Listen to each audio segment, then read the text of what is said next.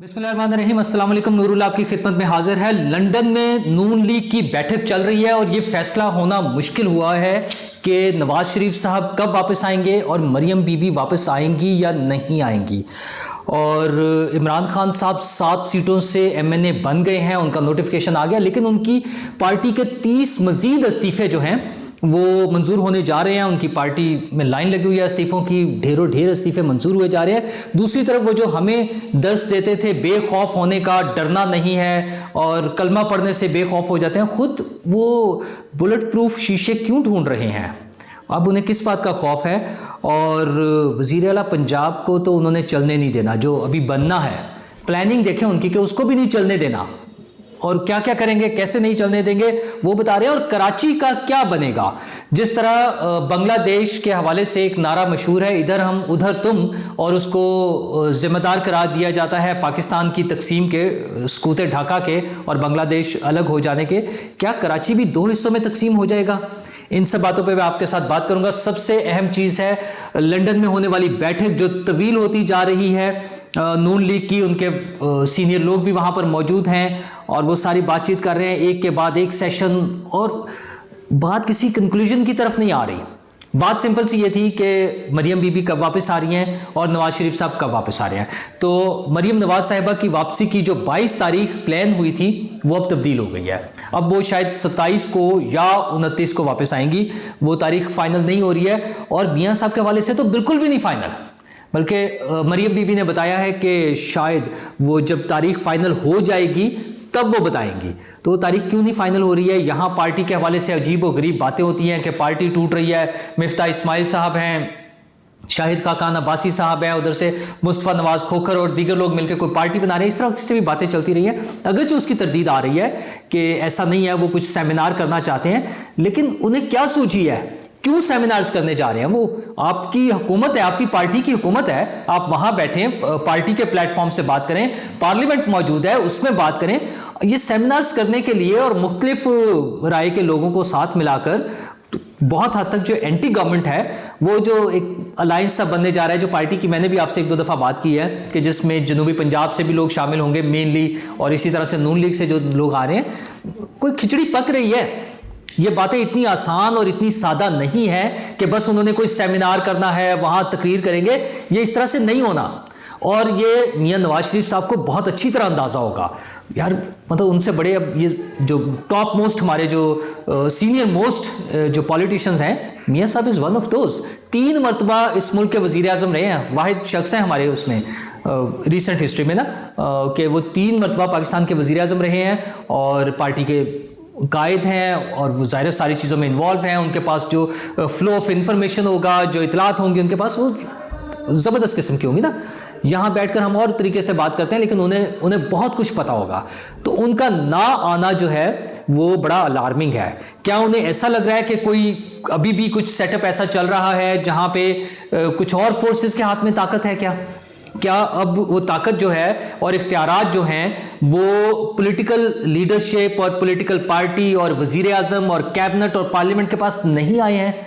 ये बड़े अहम सवालात हैं। अच्छा, फिर उसके साथ साथ इकोनॉमी के हवाले से भी इश्यूज आ रहे हैं, जिसकी बेस पर यह समझा जाता है कि शायद कोई निगरान सेटअप लंबे अरसे के लिए आ जाए।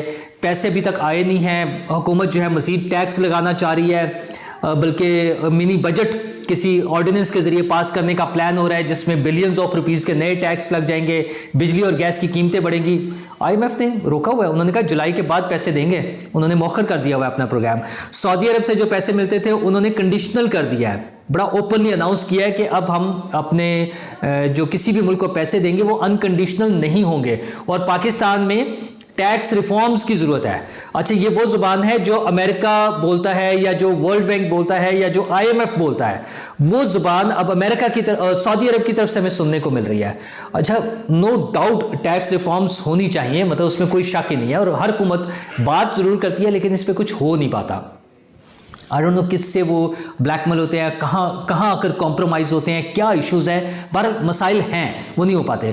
तो दुनिया भर से जो डोनर्स हैं जो हमें पैसे देते हैं वो तो शोर मचाएंगे कि भाई आप अपना चीज़ें ठीक करें। अच्छा, फिर हमारी अपनी ही पार्टीज़ खैर उसको ब्लेसिंग इन डिस्गाइज भी कहा जा सकता है कि अगर इस बहाने टैक्स रिफॉर्म्स हो जाती हैं, और टैक्स रिफॉर्म्स डजंट मीन कि आपने गरीब तबके के ऊपर बोझ डालना है।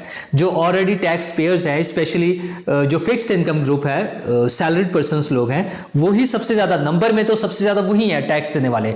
तो उसकी बजाय टैक्स रिफॉर्म्स ऐसी होनी चाहिए कि जो दौलतमंद लोग हैं, जिनके पास ज़्यादा पैसे हैं, जो बिजनेसमैन हैं, जो टैक्स नेट में मौजूद नहीं है, मार्केट्स हैं हमारी मुख्तलिफ जगहों की, और जो ट्रेडर्स हैं, ट्रेडर्स यूनियंस हैं, ये सारे लोगों को देखते हुए लॉयर्स हैं, डॉक्टर्स हैं, प्रोफेशनल्स जितने भी हैं, उन सबको टैक्स नेट में लाया जाए।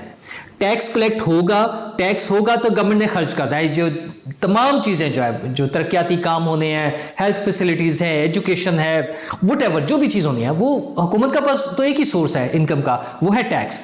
तो टैक्स रिफॉर्म्स होनी चाहिए। लेकिन अब हालत ये आ गई है कि हमारे दोस्त ममालिक हमें कंडीशनल इस पर ले आए हैं पोजीशन पे कि ये कंडीशंस पूरी करें तो आपको पैसे मिलेंगे।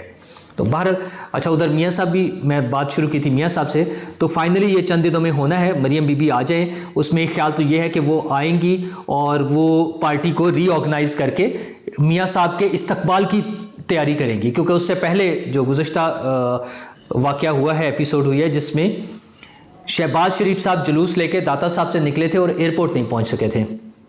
तो वो उस तरह का टेस्ट नहीं चाहते, वो चाहते हैं कि इसको प्रॉपरली मैनेज हो और मरियम बीबी इसको प्लान करें, और अगर मियाँ साहब ने जब भी आना हो उनका शायान शान और बड़ा ज़बरदस्त किस्म का इस्तकबाल होना चाहिए। तो उस हवाले से होगा। और दूसरा, इमरान खान साहब डर गए हैं। वो आपको याद है ना, वो बड़ी तकरीरें करते थे। एक तो वैसी मजहबी टच देने का उन्हें बहुत शौक है, दूसरा मतलब वो बातें अपनी जगह सब ठीक है, लेकिन मैं इमरान खान साहब के हवाले से हमेशा ये कहता हूँ कि अच्छी बातें तो समटाइम्स जो है वो ट्रक के पीछे भी लिखी होती हैं।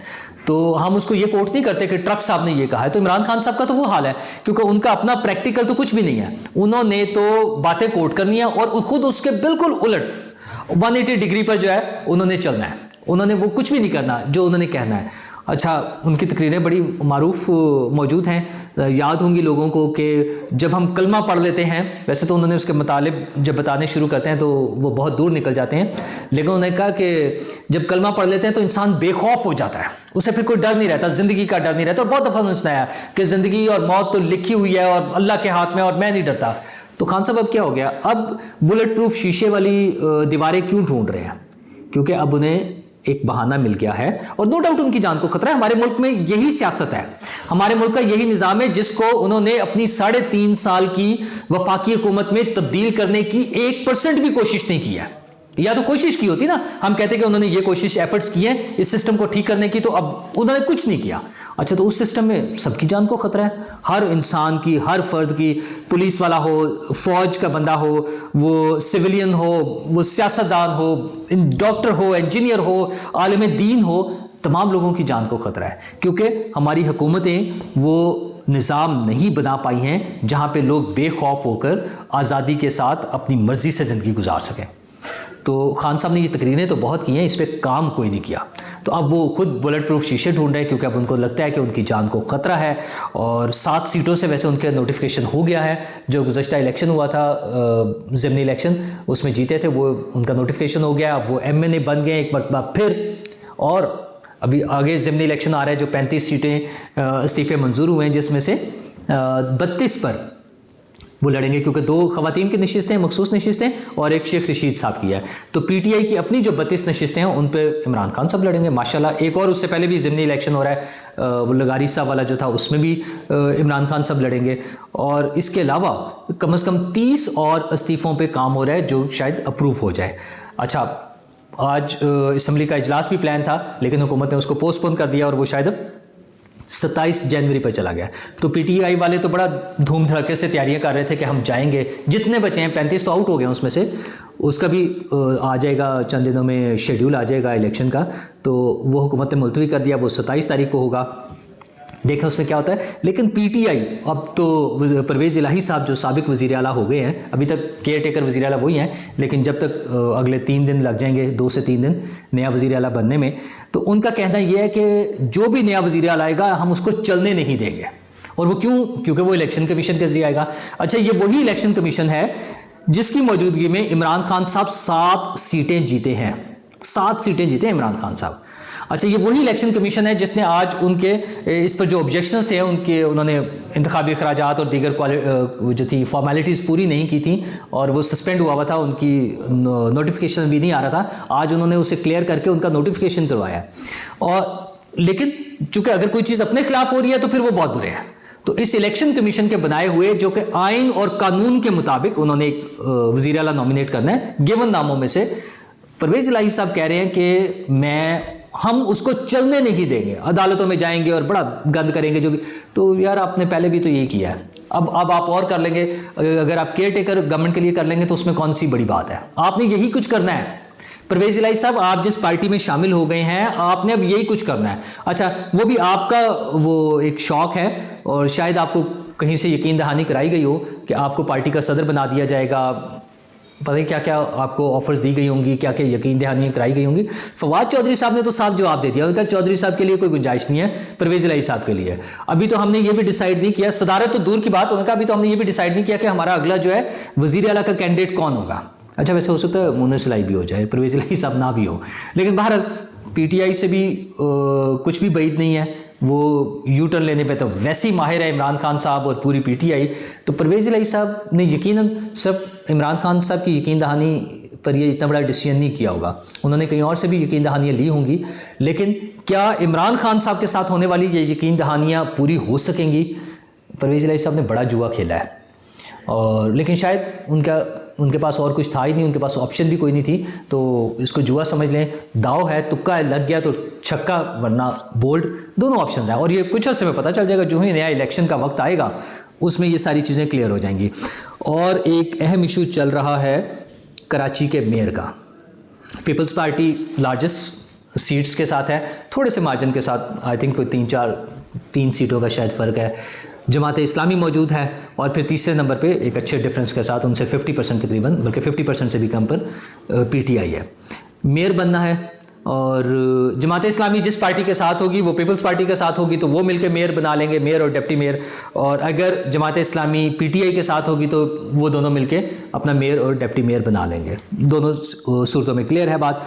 लेकिन अब बातें प्रोपेगेंडे का आप आलम देखें कि और ये मकबूल जान साहब ने एक ट्वीट किया हुआ है कि इधर हम उधर तुम का नारा लगा रही है पीपल्स पार्टी। और वो उन्होंने बांग्लादेश के हवाले से सकूत ढाका का जो वाक़या था वहाँ पर भी एक हुआ था कि इधर हम उधर तुम, भुट्टो साहब के हवाले से कोट किया जाता है।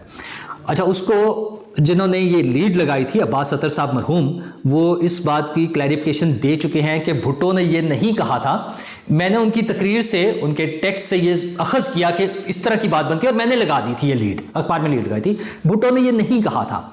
अच्छा, अगर कहा होता तो फिर उसकी और उस पर बात हो सकती थी, लेकिन बहरहाल उन्होंने नहीं कहा था। इसी तरह पीपल्स पार्टी की तरफ से ऐसा कोई नहीं है कि हम 2 मेयर बना ले, एक मेयर इधर का होगा एक मेयर उधर का होगा, उनकी तरफ से ऐसी कोई प्रपोजल नहीं है। अच्छा, वो उनके लोगों से जो बात हुई है, सईद गनी साहब और वज़ीर आला से, सिंध से और बाकी लोगों से, वो कहते हैं ये मुमकिन ही नहीं है, कानून में, आइन में इसकी गुंजाइश नहीं है। सीधी सी बात है, एक मेयर बनना है, वो हम मिलकर हम बना लें या वो बना लें, वो अलग बात है, एक अलग बहस है। वो कैसे, दोनों कोशिश कर रहे हैं। पीपल्स पार्टी वाले भी कल पहुंचे हुए थे जमात इस्लामी से मिलने के लिए, वो बन जाएंगे। लेकिन ये जो लोगों की जो बाइस्ड है खुसूसन पीपल्स पार्टी के हवाले से, मतलब बड़ा अजीब सा लगता है। और ये मकबूल साहब का तो चलो समझ आता है, मुझे हैरत होती है जब अपना सलीम साफ़ी साहब भी इस तरह के ट्वीट्स करते हैं कि वो कल अदम करार देकर बल्दियाती इलेक्शन को कराची और सिंध के, हैदराबाद के, और दोबारा कराए जाए। भाई क्यों कराए जाएं? अच्छा, सिर्फ एक पीटीआई का ये मुतालबा है और पीटीआई को इस मुतालबे के लिए, एक पॉलिटिकल पार्टी ऐसा मुतालबा कर सकती है, उसके लिए उन्हें कोई एविडेंस देना होगा।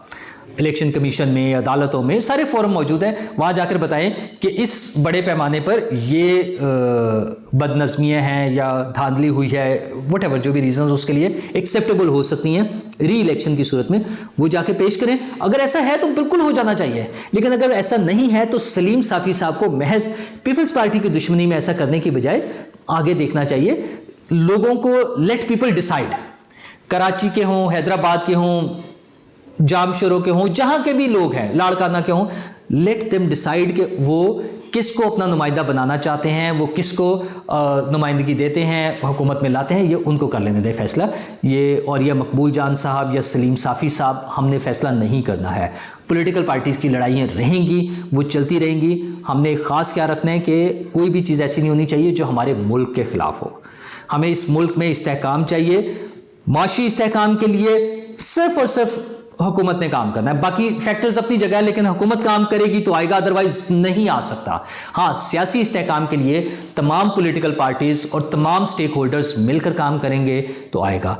तो उम्मीद करते हैं कि इंशाल्लाह ये जो सारा हंगामा गुजर गया, इसके बाद हम सियासी और माशी इस्तेहकाम की तरफ बढ़ें और हमारी ज़िंदगियाँ आसान हो सकें।